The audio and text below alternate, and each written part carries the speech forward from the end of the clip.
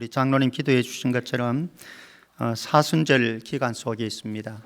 사순절은 예수님이 십자가에 죽으시고 그 십자가의 죽음과 고난을 기념하고 부활절을 준비하는 절기가 바로 사순절입니다. 그러니까 부활절 40일 전부터 우리는 사순절을 지키는데요. 성경 말씀을 묵상하고 금식을 하기도 하고 때로는 절제의 생활 속에서 예수 그리스도의 고난에 동참하는 기간이 바로 사순절입니다. 사순절을 보내는 중에 저는 내 안에 품은 마음을 한번 점검해 보려고 합니다. 우리 안에 품은 마음들이 어떤 마음인가? 프랑스의 철학자 파스칼은 이런 이야기를 하지요. 인간의 마음에는 무엇으로도 채울 수 없는 빈 공간이 있다, 이렇게 얘기를 합니다. 그 어느 누구에게나 모든 사람에게는 세상의 그 어떤 것으로도 채워지지 않는 빈 공간이 있는데, 이 빈 공간에 공허함을 채우기 위해서 사람들은 신의식을 가지고 신을 찾아 나아갑니다. 각기 다른 신들을 찾아갑니다만 우리는 하나님만이 유일한 신이시고 예수 그리스도만이 유일한 왕이시라고 고백하면서 우리는 그분을 우리의 공허한 마음에 채워 나가는 것, 그것이 바로 그리스도인인 거죠. 사순절에 우리가 해야 할 아주 소중한 것 가운데 하나는 바로 그것이라고 생각을 합니다. 우리의 마음과 영혼의 빈 공간에 하나님의 마음, 예수 그리스도의 마음을 가득히 채워 나가는 기간들, 시간들, 순간들이 바로 사순절 기간이라고 생각을 합니다. 우리 인생에는요, 변치 않는 본질적인 추구하는 가치들이 많습니다. 그리고 갈망하는 것들이 많습니다. 각기 다 다릅니다.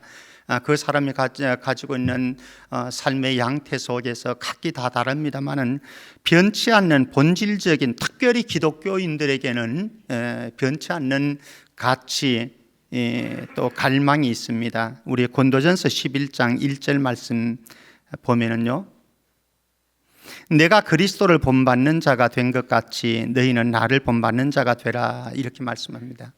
예수 그리스도를 본받는 것, 그리스도인들에게는 보편적인 가치이면서 소망이고 갈망이고 그리고 우리의 비전이 이것이 아니겠습니까? 예수 그리스도를 닮아가는 것. 예수 그리스도를 본받은 성도에게는요, 삶의 양식이 하나 있습니다. 그것은 무엇인가 하면은 자기 안에 예수 그리스도의 마음을 채워나가더라라고 하는 거죠. 우리 성경 말씀 5절 같이 읽습니다. 5절, 오늘 본문 말씀인데요, 5절 같이 읽을까요? 시작. 너희 안에 이 마음을 품으라. 곧 그리스도 예수의 마음이니. 우리의 끊임없는 경주가 있습니다. 선한 싸움이 있습니다. 무엇입니까? 내 안에 예수 그리스도의 마음을 품는 겁니다. 예수 그리스도의. 사실은 우리의 마음의 빈 공간에는요, 아주 다양한 많은 마음의 소스들이 들어옵니다. 여러분들의 마음에도 끊임없이 투입되려고 하는 마음의 소스들이 있어요.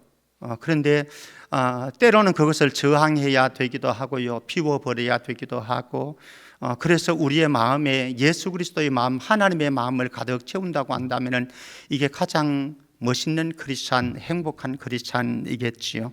그러면 우리 마음에 품어야 할 예수 그리스도의 마음이, 내 안에 품어야 될 예수 그리스도의 마음이 어떤 마음이겠습니까? 우리는 성경을 통해서 수없이 많은 이야기들을 할 수 있습니다만 세 가지만 제가 한번 말씀 나누어 보려고 합니다. 마태복음 11장 29절 말씀입니다. 마태복음 11장 29절 말씀에 예수님께서는 수고하고 무거운 짐 진 인류를 초청하면서 이런 말씀을 합니다. 나는 마음이 온유하고 겸손하니 나의 멍에를 메고 내게 배우라. 그리하면 너희 마음이 쉼을 얻으리니, 이렇게 말씀합니다. 예수님 자신의 마음을 소개하는 부분이 사실 잘 없는데 여기에서는 그렇게 말씀하는 거죠. 나는 마음이 온유하고 겸손하니. 여러분들의 마음에 온유한 마음을 얼마나 품고 계십니까? 그리고 겸손함을 얼마나 품고 계십니까? 사실 온유함과 겸손함이라고 하는 것은요, 내가 피조물의 자리에 있는 것을 말합니다. 내가 피조물이라고 하는 사실을 인정하고, 그리고 그 피조물의 자리에 있는 거예요. 이 피조물의 자리에서 벗어나는 삶은 교만이고요, 거친 삶이 되겠지요. 사순절에 우리가 끊임없이 우리는 점검해 보아야 할 마음들이 거친 마음이 아니고 분노의 마음이 아니고 온유한 마음, 겸손한 예수 그리스도의 마음, 이것으로 가득 채워진다고 한다면 여러분들은 사순절 기간에 정말로 예수 그리스도와 함께 경건의 삶을 누려가는 것이 되겠죠. 두 번째, 온유와 겸손뿐만 아니라 예수님의 마음을 대표할 수 있는 말씀이 있습니다. 마태복음 14장 14절 말씀입니다. 마태복음 14장 14절. 예수께서 나오사 큰 무리를 보시고 불쌍히 여기사 그 중에 있는 병자를 고쳐주시니라, 이렇게 말씀합니다. 불쌍히 여기시라. 예전의 성경에는 민망히 여긴다, 이런 표현을 사용하시기도 하는데요, 불쌍히 여기는 마음. 사실 우리가 우리의 주변에 있는 사람들을 불쌍히 여기는 마음만 가진다고 한다면요, 참 멋있는 삶을 살아갈 수 있을 거예요.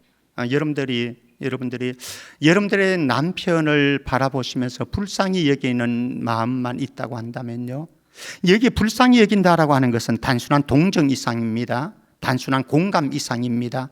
창자가 끊어지는 아픔을 함께 공유하는 것을 가리켜서 여기 긍휼히 여긴다, 불쌍히 여긴다, 이렇게 표현할 수 있는 거죠. 만약에 부부가 서로를 바라보면서 불쌍히 여기는 마음만 품는다고 한다면요, 그 부부는 정말로 행복하게 살겠지요. 불쌍히 여기는 마음이 없으니까 어떻게 됩니까? 부부간에 살면서 비난하고 정죄하고 상대방을 험담하게 되어지고 이런 것이겠죠. 그러나 불쌍히 여기는 마음이 우리 안에 가득 부어지면요, 정말 측은해 보여가지고 섬겨주고 싶고요, 챙겨주고 싶고 보다듬어주고 싶고 이런 마음이 일어나지 않겠습니까? 참 죄송합니다만은 많은 어르신들을 이렇게 보면은요, 연세 들어가지고, 저도 이제 60이 넘었는데 60, 70, 80 이렇게 되면서 배우자에게 측은히 여기는 마음이 이제 그때에 피어나는 거예요. 그때부터 부부의 삶이 되는 거예요. 근데 사실 부부의 행복한 삶이 진행되려고 그러면요, 이런 시기에, 여기 가장 어린 분이 누구나 이런 시기에 불쌍히 여기는, 측은히 여기는 마음이 일어나면은요, 그러면 부부가 행복한 삶을 살아가죠. 혹시 여러분들의 자녀들 가운데 좀 못나 보이는 부분들이 있습니까? 여러분들의 마음을 좀 속상하게 만드는 부분들이 있습니까? 더 기도하세요. 무엇을요? 주님, 내 아들, 딸들을 바라볼 때, 손자, 손녀들을 바라볼 때에 저 못난 부분, 연약한 부분 때문에 내가 화나지 아니하고 예수님께서 그러하셨듯이 불쌍히 여기는 마음, 긍휼히 여기는 마음 가득 부어주시기를 원합니다. 그러면 되는 거죠. 세 번째입니다. 온유와 겸손의 마음, 긍휼히 여기는 마음. 세 번째는 사랑이라고 하는 것.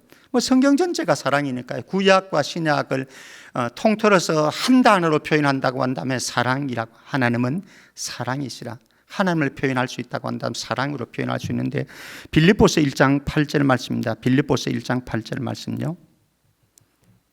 내가 예수 그리스도의 심장으로 너희 무리를 얼마나 사모하는지. 예수 그리스도의 심장이 나옵니다. 예수 그리스도의 심장. 그 심장이 무엇입니까? 사모함입니다. 사랑입니다. 사실 우리가 살아가면서 절대적으로 필요한 것이 있다고 한다면 바로 이 사랑의 무기인 거죠. 다른 것이 우리의 무기가 아니고 사랑의 무기 아니겠습니까? 사랑만 있다고 한다면 부부의 삶에, 또 우리의 세상 살아가는 삶에 그렇게 절실한 건 없을 겁니다. 사랑의 무기, 굉장한 것이죠. 그런데 사실 온유함과 겸손함 두말할 나위 없습니다. 왠가 하면은 하나님께서는 교만한 자를 대적하신다고 그러니까 온유함, 겸손함 우리에게 필수적이지 않습니까? 그리고 다른 사람들을 바라보면서 긍휼히 여기는 마음이 있을 때에 그 사람이 나를 존경하는 것도 당연하지 않겠습니까? 우리의 삶에 사랑이 있을 때에 또 다시 우리는 사랑으로 보답받는 열매를 맺을 수 있다라고 하는 것 당연한 것 아니겠습니까? 이거는 보편적인 가치이고 갈망이고 우리 모두가 추구하는 삶의 양식입니다만, 그럼에도 불구하고 그런 마음을 품고 살아가는 것이 결코 쉽지가 않더라라고 하는 거죠. 그래서 우리 안에 정말로 필요한 것이 이 온유와 겸손, 긍휼, 사랑, 이 모든 것이요 무엇의 열매인가 하면 성령님의 열매입니다. 그래서 저와 여러분들 안에서 성령님이 행하실 때에 그 성령님의 행하심의 결과가 나타나는데, 열매가 나타나는데 그게 온유이고 겸손이고 긍휼히 여김이고 사랑이라고 하는 거죠. 그게 예수님의 마음이셨습니다. 여러분들은 성숙한 그리스도인이다. 무엇을 성숙한 그리스도인이라고 말하겠습니까? 목사이면 성숙하다고 말할 수 있겠습니까? 장로이면 성숙하다고 말할 수 있겠습니까? 권사이면, 그리고 교회 안에서 구역장이고 회장이면 성숙한 그리스도인이다 말할 수 있겠습니까? 옳지 않습니다. 그렇지 않습니다. 정말 성숙한 그리스도인은 어떤 사람이냐? 고린도전서 2장 16절 말씀입니다. 고린도전서 2장 16절 말씀. 누가 주의 마음을 알아서 주를 가르치겠느냐? 그러나 우리가 그리스도의 마음을 가졌느니냐? 정말로 성숙한 그리스도인은 그리스도의 마음을 아는 사람, 그리고 그리스도의 마음을 소유한 사람, 그리스도의 마음을 가지고 살아가는 사람, 이 사람이 성숙한 그리스도인인 거죠. 그래서 그 마음이 그리스도의 겸손한 마음과 온유한 마음을 품었기 때문에 내가 대인관계를 맺어가는데 온유하고 겸손할 수 있는 것이고, 그리스도의 긍휼히 여기는 마음이 있기 때문에 다른 사람을 바라볼 때에 불쌍히 여기는 삶이 가능한 것이고, 내 안에 하나님의 사랑이, 놀라운 예수 그리스도의 사랑이, 자기 목숨까지 내어주는 그리스도의 사랑이 부어졌기 때문에 우리는 그 사랑을 가지고 우리의 주변 사람들을 사랑하며 살아갈 수 있는 것이죠. 성령님께서 이루어 가시는 삶의 열매일 것입니다. 자, 그러면은 예수 그리스도의 두 존재 양식을 한번 보십시다. 예수 그리스도의 두 존재 양식이 있는데요, 하나는 하나님과 동등하신 예수 그리스도의 모습을 보여줍니다. 우리 6절 말씀 한번 보실까요? 6절 말씀입니다. 같이요, 시작. 그는 근본 하나님의 본체시나 하나님과 동등됨을 취할 것으로 여기지 아니하시고, 이렇게 말씀합니다. 먼저는, 첫 번째는 예수 그리스도 그분은 하나님과 동등하신 분이시다, 이렇게 말씀합니다. 그는 근본 하나님의 본체시나 하나님과 동등됨을 취할 것으로 여기지, 하나님과 동등하신 분. 예수님은 삼위, 성부, 성자, 성령 하나님이시죠. 그 가운데 한 분입니다. 성자 예수 그리스도. 이 말씀은 무엇입니까? 그분은 100% 완전한 신이다라고 하는 거예요. 100% 완전한 신이시다. 그래서 권세에 있어서, 영광에 있어서, 능력에 있어서 성부 하나님과 동등한 권세를 가지고, 영광을 가지고, 능력을 가지고 계신 분. 그래서 창세 전에 계시고 천지 만물을 창조하실 때에 하나님의 창조 사역의 말씀으로 함께 창조 사역에 동참하셨던 하나님. 그래서 이분은 시간과 공간을 초월하는 초월적인 존재, 바로 이분이 예수 그리스도이신 거죠. 근데 이 예수님은 이미 우리가 6절에 보았듯이요, 다시 한번 방송실 보여주면은요, 6절.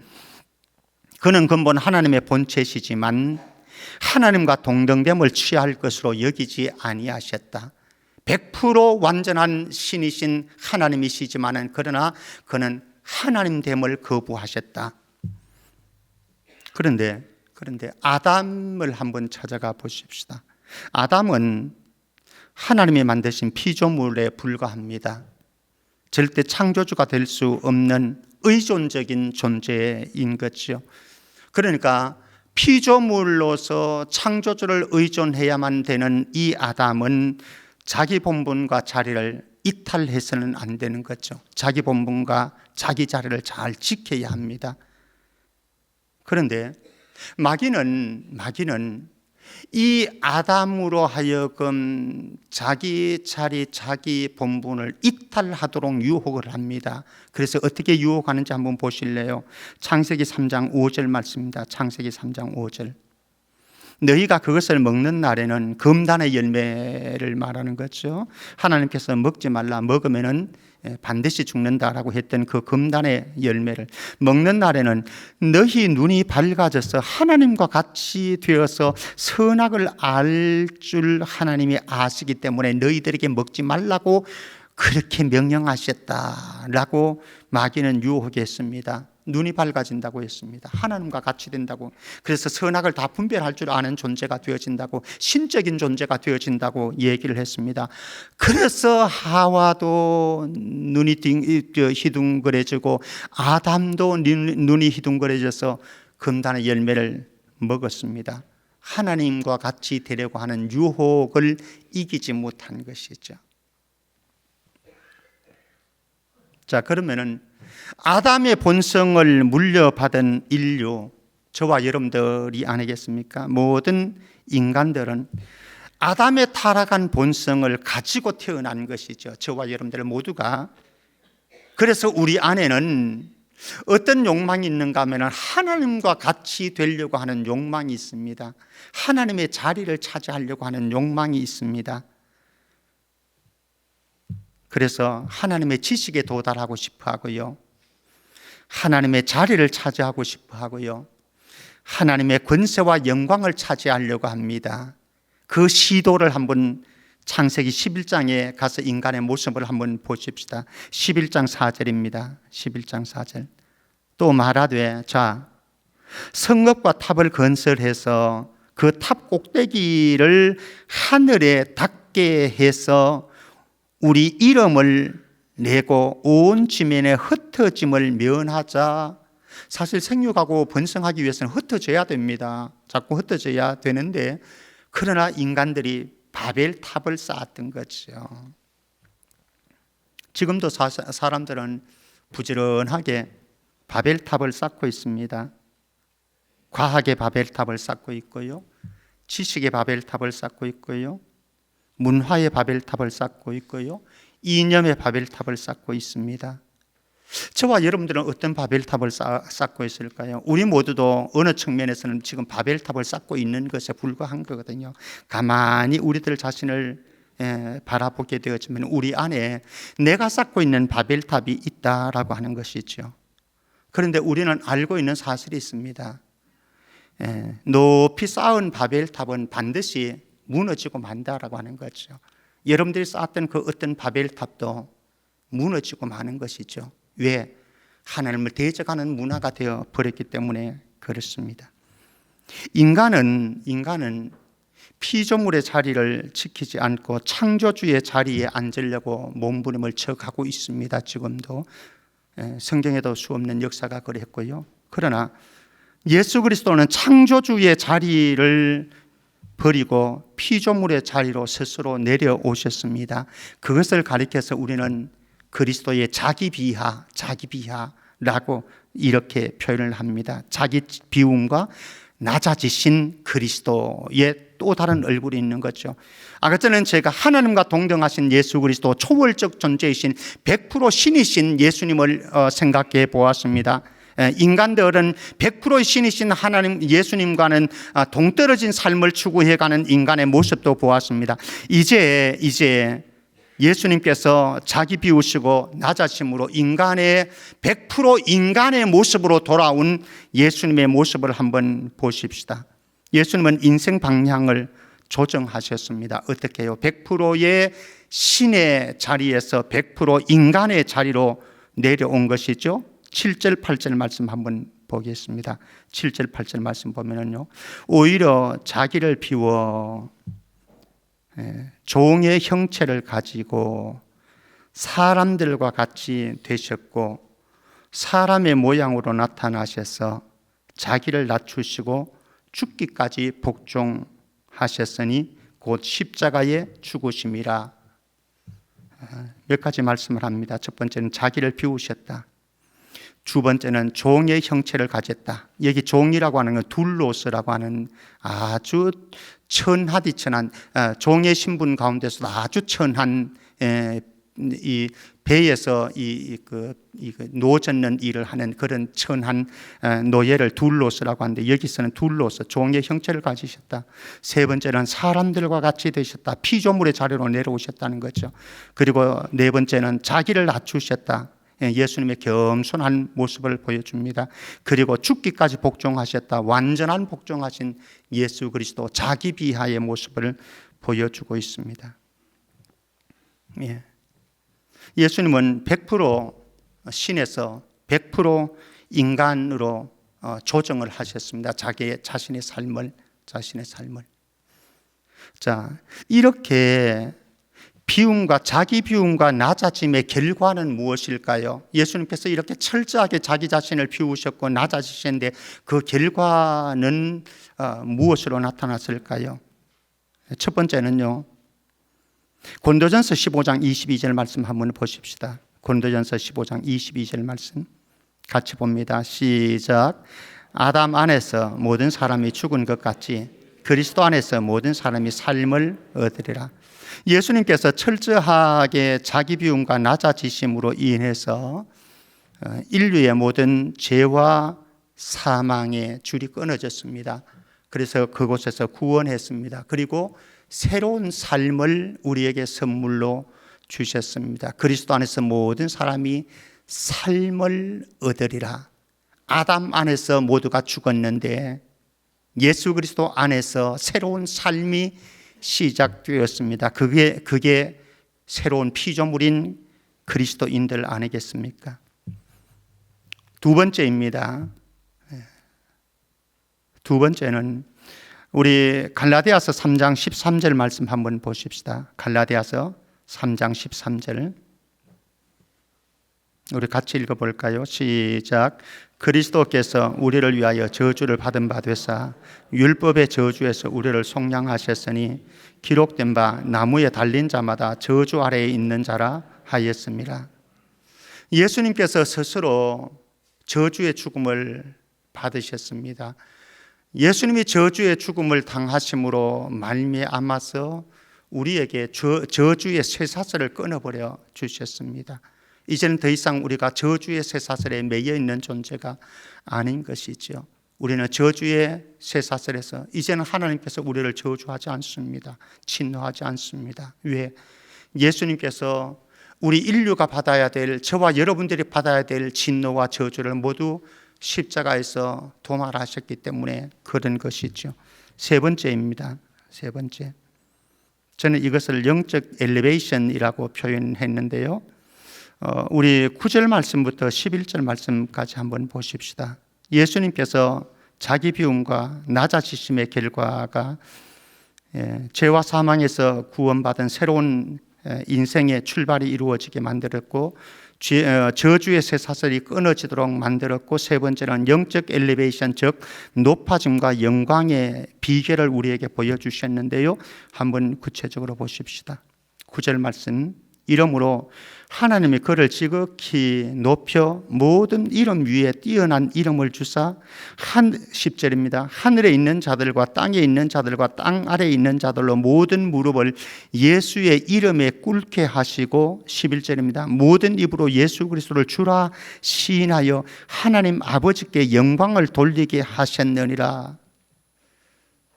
우리는 생각할 때에 나 자신을 낮추고 나 자신의 못난 부분을 드러내고 하면은 우리는 한없이 비참해지고 비굴해지는 그런 존재가 되어질 것이라고 생각을 합니다만은 성경은 그렇게 말씀을 하고 있지 않습니다.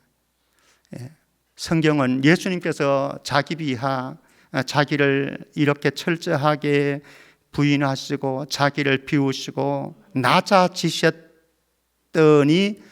하나님이 이 예수님을 높여주셨습니다. 그래서 모든 사람이라 하여금 그들의 입술로 예수 그리스도를 주라 고백하게 만들고 그들의 무릎을 꿇고 그분을 왕으로 고백하도록 왕으로 섬기도록 그래서 하나님께 영광 돌리는 삶을 살도록 만들어 주셨습니다. 그렇기 때문에 우리는 살아가면서 자기를 좀 더 비워도 괜찮겠지요. 왜? 예수님께서 그렇게 하셨으니까. 살아가면서 우리는 자기 자신을 좀 더 낮추어도 괜찮겠지요. 왜 그렇습니까? 낮아지신 예수님, 자기를 비워주신 예수님을 하나님께서는 높여 영적인 엘리베이션, 높아지고 존귀한 존재로 만들어 주셨으니까요. 사순절 기간에 우리 씨름하십시다.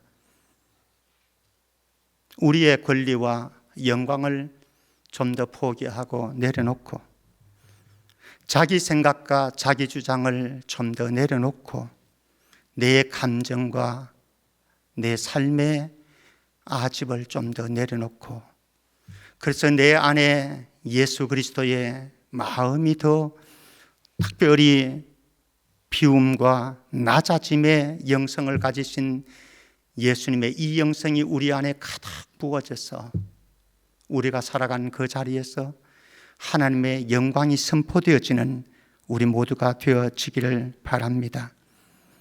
말씀을 맺어 가겠습니다. 바울은 부활하신 예수님을 만나서 엄청난 변화를 했습니다. 사실 우리는 예수님을 만났지만 그렇게 많이 변하지 않는 우리와는 정말 다른 바울이었죠. 자신을 우리 빌립보서 3장 한번 보겠습니다. 얼마나 변화되어졌는지 단적인 모습이라고 생각되어집니다. 빌립보서 3장 7절 말씀 보면, 그러나 무엇이든지 내게 유익하던 것을 내가 그리스도를 위하여 다 해로 여기고, 8절 마지막 부분에 보면 배설물로 여겼다 이렇게 말씀합니다. 자신을 유익하게 하던 모든 것입니다. 그의 학벌, 그의 가문 등등 등등, 자신을 유익하게 한다고 하는 모든 프로파일이 있습니다. 다양한 프로파일, 사람들에게 자랑할 만한 프로파일이 있는데 이 프로파일을 그는 다 내 인생에 해로운 것으로 배설물로 여겼다. 대단한 것이죠. 8절 말씀 두 번째로 가보십시다. 8절. 또한 모든 것을 해로 여기면 내 주 그리스도 예수를 아는 지식이 가장 고상하기 때문이라. 내가 그를 위하여 모든 것을 잃어버리고 배설물로 여기면 그리스도를 얻기 위함이라. 바울은 똑똑한 사람입니다. 정말 똑똑한 사람입니다. 학벌도 대단합니다. 최고의 학벌을 가진 사람이었습니다. 전도 유망한 사람이었습니다. 그런데 그는 내 주 예수 그리스도를 아는 지식이 가장 고상하다. 자기의 학벌도 학위도 아무런 소용이 없습니다. 세 번째입니다. 9절 말씀 우리 같이 한번 볼까요? 9절 같이 읽습니다. 시작. 그 안에서 발견되려 하매니 내가 가진 의는 율법에서 난 것이 아니요 오직 그리스도를 믿음으로 말미암는 것이니 곧 믿음으로 하나님께로부터 난 의라. 사실 저와 여러분들이 살아가면서 때로는 똑똑한 척합니다. 그리고 때로는 의로운 척합니다. 그리고 나는 다른 사람들보다 좀 더 경건하다고 생각하고 거룩하다고 생각하고 그리고 깨끗하다고 생각합니다. 그것이 인간의 의죠. 율법을 지킴으로 말미암는 인간의 의를 우리는 그것을 가지고 자랑합니다. 그리고 여러분들의 아내를, 여러분들의 자녀들을 정죄하기도 비난하기도 합니다. 그런데 바울은 인간의 의가 정말로 덧없음을 얘기하고 있습니다. 인간의 의는 아무것도 아니다. 바울은 정말로 구약의 율법을 소중하게 여기면서 바리새인의 삶을, 최고의 바리새인의 엄격한 율법을 지키면서 그렇게 살았거든요. 그런데 발견하는 것은 율법을 지키면서 살려고 노력할수록 자기 안에 허함이 있다라고 하는 겁니다. 율법에서 너무나 모자란 부분이 나온다라고 하는 것이죠. 그래서 자기 자신을 나는 죄인 중에 괴수라 고백하고 있습니다. 그리고 눈이 떠여지는 것이 있습니다. 무엇입니까? 하나님의 의입니다. 나의 똑똑함에서, 나의 거룩함을 지키면서, 정결함을 지키면서 나오는 의가 아니고, 이거는 종이짝에도 불쏘시개로 사용할 것에 불과한 것이고, 정말로 나의 진정한 의는 예수 그리스도께서 십자가에 못 박히심으로 이루어 놓으신 하나님의 의가 아니면은 나는 존재할 수 없고 살아갈 수 없고 주님 앞에 설 수 없다고 하는 사실을 그는 발견했습니다. 그래서 그는 하나님의 의를 추구하기 시작했습니다. 사랑하는 성도 여러분, 사순절 기간에 우리는 이번 한 주간에도 또 영적인 열망을 가지고 노력도 투쟁할 것입니다. 여러분들 안에 무엇을 품고 살아가십니까? 여러분들 안에 품은 것이 무엇입니까? 첫 번째는 예수 그리스도의 마음을 가득히 품을 수 있기를 주의 이름으로 축원합니다. 두 번째는 예수 그리스도의 영이신 성령님으로, 보혜사 성령님으로 충만하시기를 바랍니다. 또 다른 영으로 오신 보혜사 성령님, 그분은 우리를 예수님을 만나게 만들어 주셨고요, 예수님을 알아가게 만들어 주셨고요, 그리고 예수님을 닮아가도록 만드십니다. 누구가? 보혜사 성령님께서. 그리고 마지막으로 골로새 3장 16절 17절 말씀 읽겠습니다. 예수 그리스도의 마음이 우리 안에 풍성히 거하여야 된다고 말씀하는데, 골로새 3장 16절 17절 같이 읽겠습니다. 시작. 그리스도의 말씀이 너희 속에 풍성히 거하여 모든 지혜로 피차 가르치며 권면하고 시와 찬송과 신령한 노래를 부르며 감사하는 마음으로 하나님을 찬양하고, 또 무엇을 하든지 말에나 일에나 다 주 예수의 이름으로 하고 그를 힘입어 하나님 아버지께 감사하라. 여기 보면은 노래를 부르고 찬양을 하고 감사하는 삶이 나옵니다. 그런데 어떻게 하면 노래를 부르고 찬양을 하고 감사하는 삶이 가능합니까? 그 서두에 16절 서두에 그리스도의 말씀이 너희 속에 풍성히 거하면, 예수님의 말씀이 우리 안에 풍성히 거해서 한 주간도 주님을 향한 노래가, 하나님을 향한 찬양이, 그리고 하나님을 향한 감사가 풍성한 우리의 삶이 되어지기를 주의 이름으로 축원합니다. 하나님 아버지 은혜 감사합니다. 우리 모든 믿음의 권속들 사순절 기간에 내 안에 예수 그리스도의 마음을 가득 채우시고 예수 그리스도의 영으로 충만해서 예수 그리스도의 말씀이 내 안에 풍성히 거하여 하나님을 닮아가고 예수님을 닮아가는 삶이 있게 하여 주옵소서. 거룩하신 예수 그리스도 이름으로 기도하옵나이다. 아멘.